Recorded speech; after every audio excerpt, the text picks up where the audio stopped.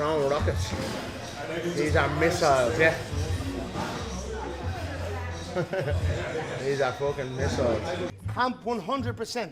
This is, yeah? We're going in here 100%. I'm going into this fight 100% Conor McGregor. Not 92. 100% Conor McGregor.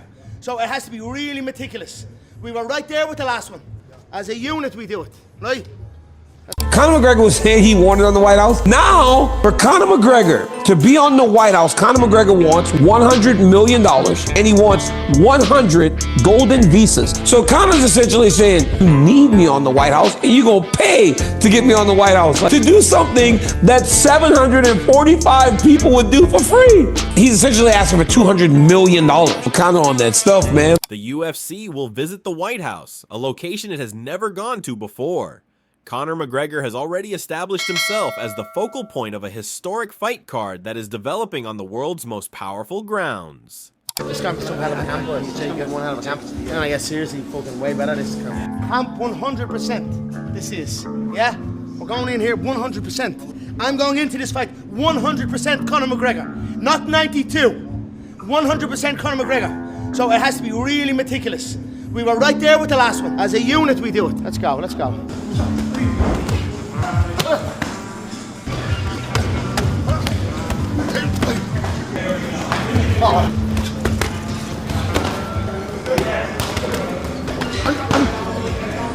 Am I throwing rockets? These are missiles, yeah. These are fucking missiles.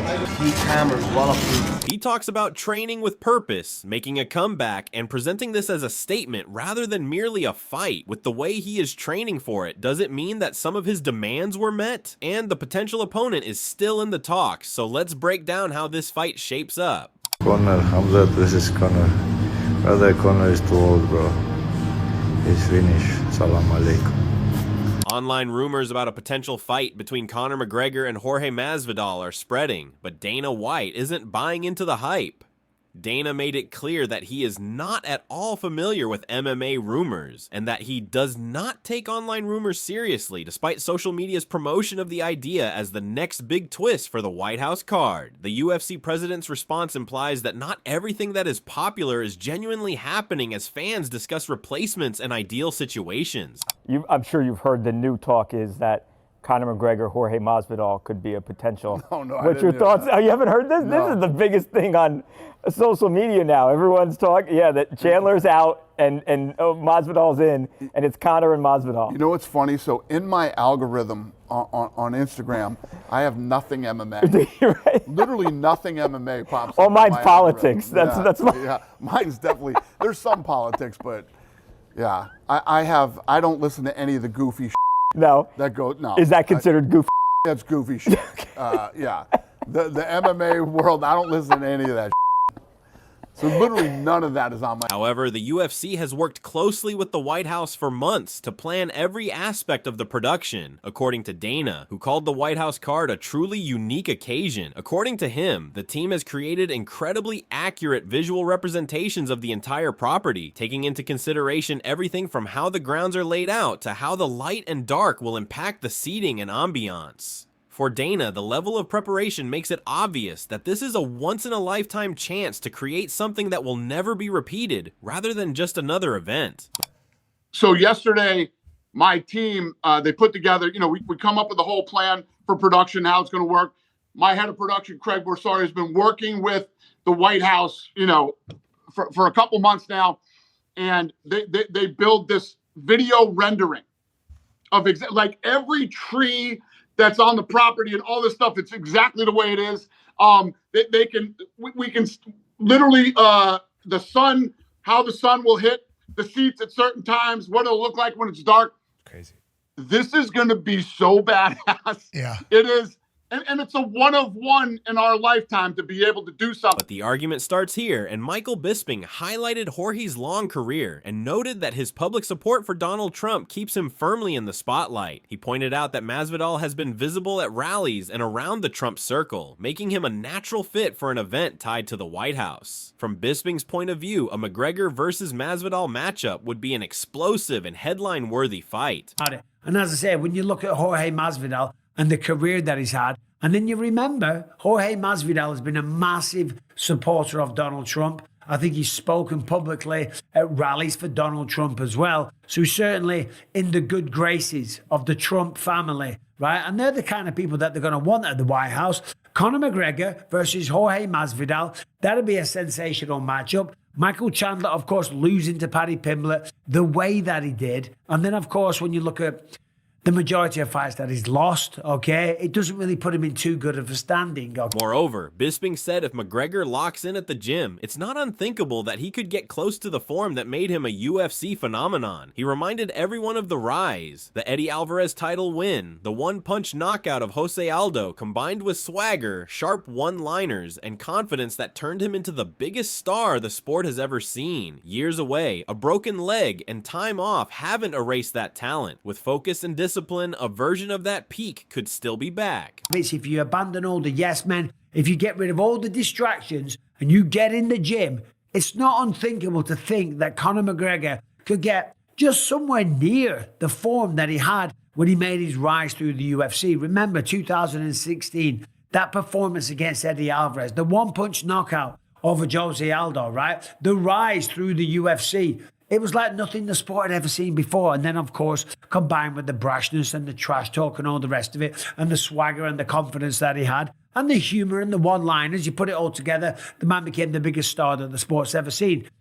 4 years away, I think it is, or 5 years, whatever it is, it's been a long time, and he broke his leg, but he's back training, he's back in the gym. And I tell you what, right, me and McGregor, we've gone head-to-head. We've talked a bit of shit over the years. But you can't deny the talent the man had. And if he locks in and he's disciplined, you can get almost back to that. If not, but Jorge himself kept the speculation swirling when asked about a potential showdown with Conor McGregor. With Dana White previously downplaying the matchup, Masvidal teased that something major is on the horizon. While he didn't confirm any details, he hinted that fans might get exactly what they're hoping for, and maybe even more soon. He made it clear, big news is coming, and it could shake up the fight game. I gotta push you on this.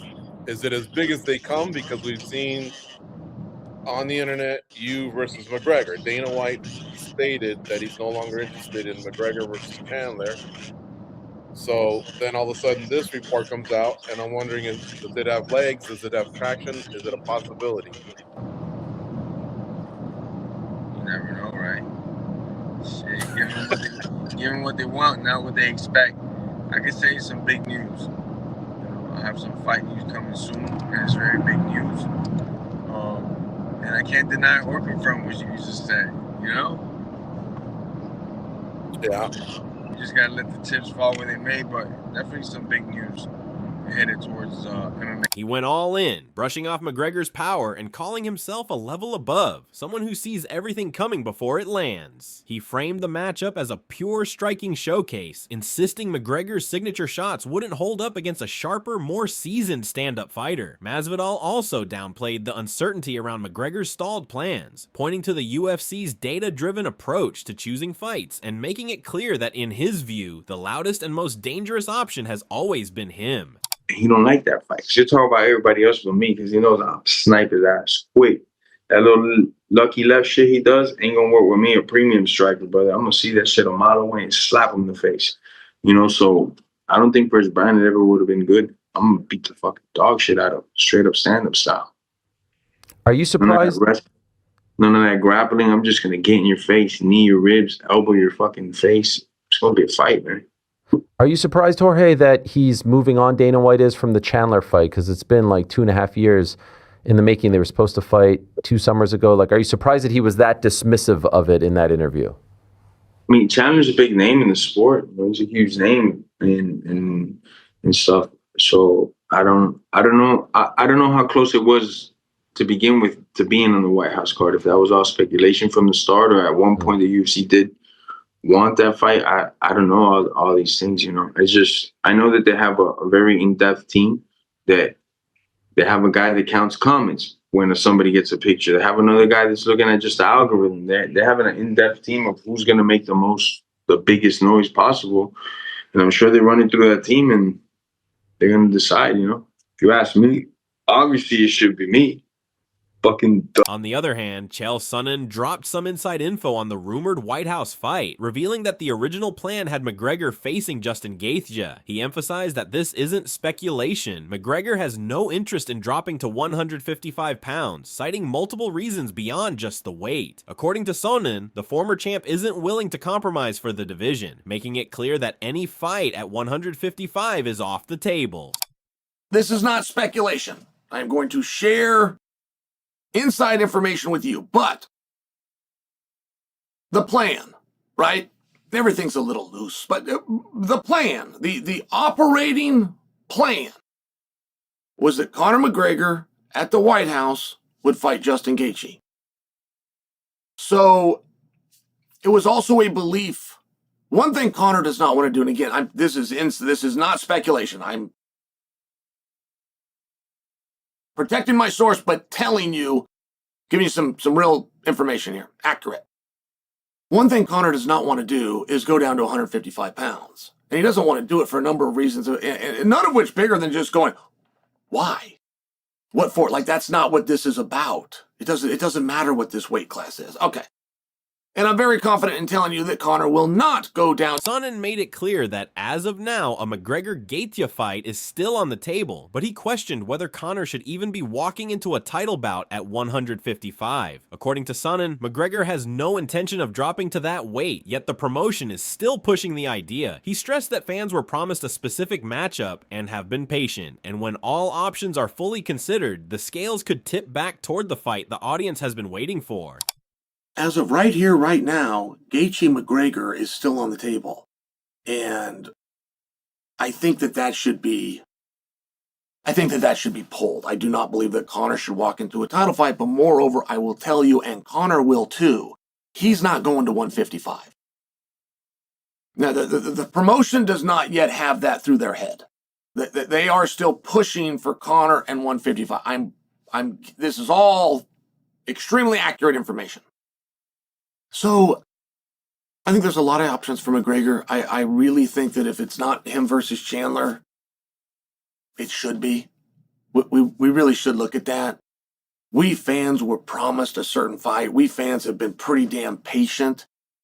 And I don't know that side was considered. And I think that when that side does get considered, that it's going to lean us back. And Ali Abdelaziz also weighed in on the idea of a grudge match between Justin Gaethje and Conor McGregor at the White House on June 14th, America's 251st birthday. He acknowledged McGregor's past greatness, but insisted that Gaethje is on a whole different level now, with both fighters around the same age. Abdelaziz joked about keeping it clean for the White House setting, but made it clear that if the fight happens, it would be a clash of two elite strikers at the peak of their careers.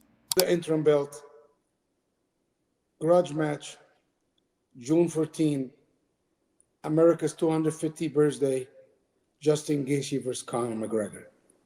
What about that? You think it's just so many possibilities, man. But you understand, America's birthday, bring an Irish drunk guy to the White House, make sure he doesn't have any drugs on him or cocaine, fight Justin Gaethje, fight Conor, been running for all his life. But I think right now Conor's, I think right now he doesn't have options. Or he can do whatever he wants, but I would love to see this fight. And I think, listen, I might not like Conor, but I think Conor was at one point, he was a really, really good fighter. And I cannot take this away from him, But I believe it's level to this.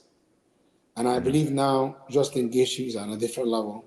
They're about the same age. Abdelaziz highlighted that while Conor McGregor may hold more championship belts, a fight with Justin Gaethje should have happened long ago. He called it an epic matchup, describing Gaethje as a scary guy and acknowledging why McGregor might have hesitated given what's at stake. But Abdelaziz emphasized that if McGregor wants the fight, it would be the one to take. An electrifying clash between two elite fighters with everything on the line. Conor have more championship belts than Gaethje. Honestly, this fight should have happened a long time ago. Be honest with you, but it never happened. But it is what it is, Can you imagine? You think what's a bigger fight than Conor McGregor versus Justin Gaethje? Dude, that would be an amazing fight. And I know you said a number of times it almost came together. I want to come together because I don't think Conor, he wanted to fight Justin. Justin Gage is a scary guy, man. I don't blame Conor, you know, if you don't want to fight with him. He has too much to lose. But Conor right now is just having fun. If this is what he wants, if I was a fighter and I have to fight, that's the fight I'll fight, me personally, you know. But in a way, I feel. Whereas Michael Chandler isn't letting Dana White's comments kill his hopes of a Conor McGregor showdown. He made it clear that a fight with McGregor makes the most sense to him, but he's ready for whatever challenge comes his way. Chandler is focused on big fights, whether it's the White House card or other contenders, and he's keeping his sights set on making a statement against one of the biggest names in the sport. He's confident, hungry, and ready to step into the spotlight whenever the opportunity comes. Who's the opponent? Dana says it's not Conor, so we'll see who it is. Do you have a preference if it's not Conor? Obviously, I know you want to fight Conor, but I mean, yeah, I mean, obviously that's the fight. That's the fight to me that makes the most sense when it comes to Occam's razor. Like, the most obvious choice should be the choice. The most obvious solution should be the solution. We've already got the build-up. We've already got the backdrop. We've already got the animosity. We've already got the footage. But with that being said, if it's not him, I mean, I think I've kind of gotten into a point too where there's this rejuvenation also, where you're like, hey, obviously I've had my sights set on that, and if that's kind of the letdown and that doesn't happen, man, like, I want big fights. I want to get back in there and fight a top guy. I want to get back in there. I don't think my last performance was indicative of my actual skill set and my fire and my passion for the sport, just for some outside circumstances. But man, I don't have a preference, but I want a big fight. You know, so we'll see what happens in March. Max versus Charles. Freaking Armin's out there always talking about people. That's true. But I mean, these are not fights that I necessarily deserve, right? We're in this sport where you're like, hey, man, you just lost your last fight. You can't go out there and fight number 2 next. But man, I just hold it like this, and whatever comes my way, comes my way. But hopefully Conor at the White House. Yeah, just don't ask Dana. Yeah, don't ask Dana. Just don't ask the boss. Nobody ask him that. Surprising. Who cares what he says? Michael. However, John Anik isn't sold on a McGregor versus Chandler matchup, calling it a fight that wouldn't move the needle in the lightweight division. He suggested that fans would get more out of seeing Conor face someone like Nate Diaz, Mauricio Ruffy, or another high-profile opponent, emphasizing matchups that carry real consequence and excitement. Anik stressed that the fight would likely happen at 170, further limiting its impact in the lightweight picture. For him, the bigger names and more meaningful battles are where the real fireworks lie, the fights that fans will remember and that actually shape the division. We also have a wild one, and that is Arman Tsarukyan isn't interested in anyone but the top prize, or Conor McGregor. He made it clear that he won't step into the octagon without a title shot, and if it's not McGregor on the other side, it's a no-go. Tsarukyan confidently called himself a nightmare for Conor, insisting the UFC would never make that fight easy because of just how dangerous he would be. So who do you think Conor McGregor is training so hard for? Who will step into the octagon with him at the White House? Drop your thoughts in the comments, and don't forget to hit that subscribe button for all the latest fight updates. One thing's for sure, this is a showdown you won't want to miss.